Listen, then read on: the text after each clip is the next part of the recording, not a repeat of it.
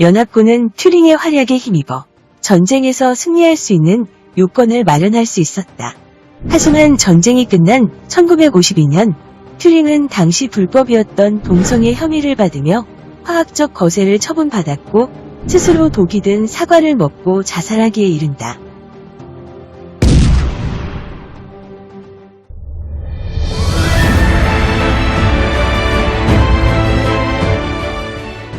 독일 나치군의 공격을 막아내기 위해 연합군은 많은 노력을 했지만 건번이 실패하고야 말았습니다.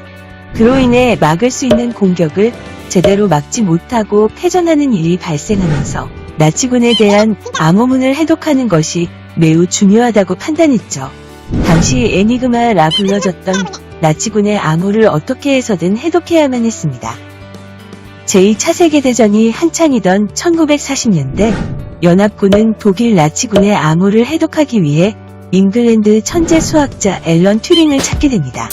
캠브리지 대학과 프린스턴 대학에서 확률론과 수의론, 수리논리학을 전공한 그는 당대 천재 수학자 중 한 명이었습니다.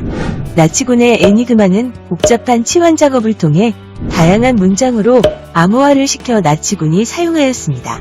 보안이 강화될 수 있도록 스크램블러를 추가해 굉장히 복잡한 암호문을 사용하였죠.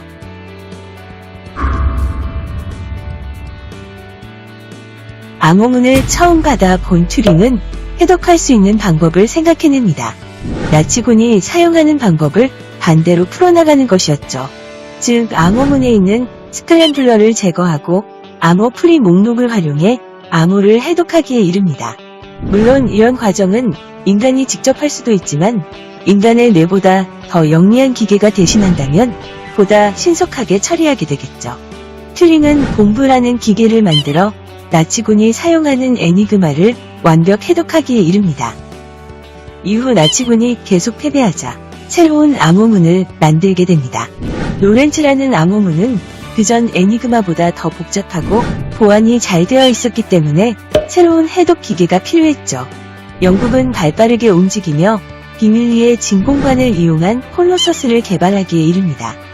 콜로서스는 세계 최초의 프로그래밍이 가능한 전자 디지털 컴퓨터이기도 했고 제1세대 컴퓨터의 시작을 알리기도 했습니다.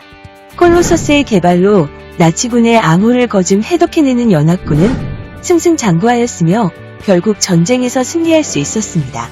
하지만 불행히도 전쟁이 끝난 뒤 영국 정부는 콜로서스에 대한 정보를 비밀로 하기 위해 관련된 모든 자료를 파기하죠. 1946년 미국 펜실베니아 대학교에서 3년간 개발에 박차를 가한 애니악이 등장합니다. 그리고 인류 최초의 컴퓨터라는 타이틀을 거머쥡니다.